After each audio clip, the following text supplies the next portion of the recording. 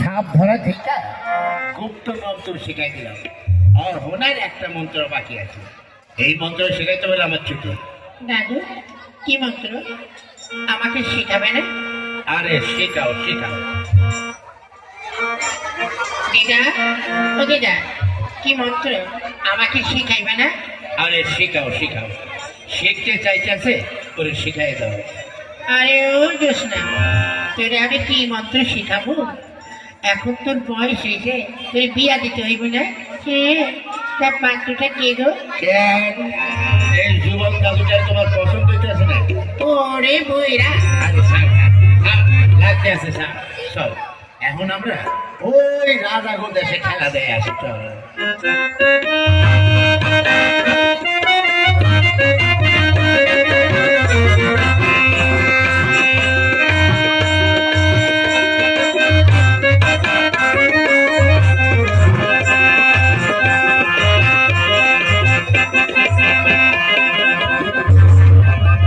মহারাজ, রাজপুত্র এখন সর্ববিষয়ে পারদর্শী হয়ে গেছে। হ্যাঁ রাজকুমার,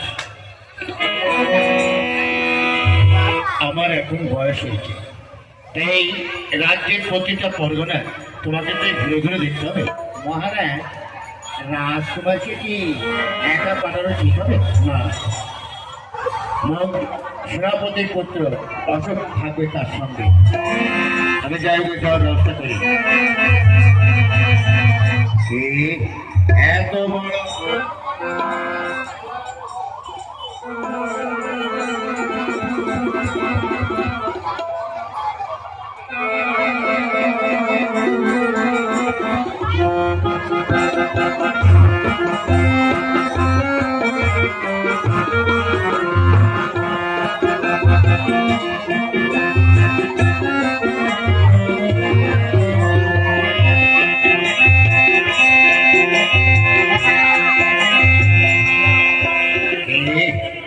এত বড় অপমান আমি কিছুতেই সহ্য করবো না, কিছুতেই নয়।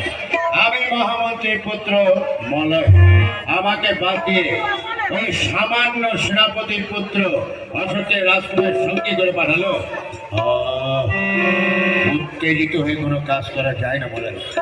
তবে আমার পুত্র, তোমাকে অপমান করা মানে আমাকে অপমান করা। শোনো, ফলে ফলে কেমন করেই হোক ওই রাজাকে আমাদের হাতে মুঠে আনতে হবে। তাই রাজার কথা মতো আমাদের চলতে হবে। না, মলয় গজের কারো কথা মতো চলেনি আর চলবে না।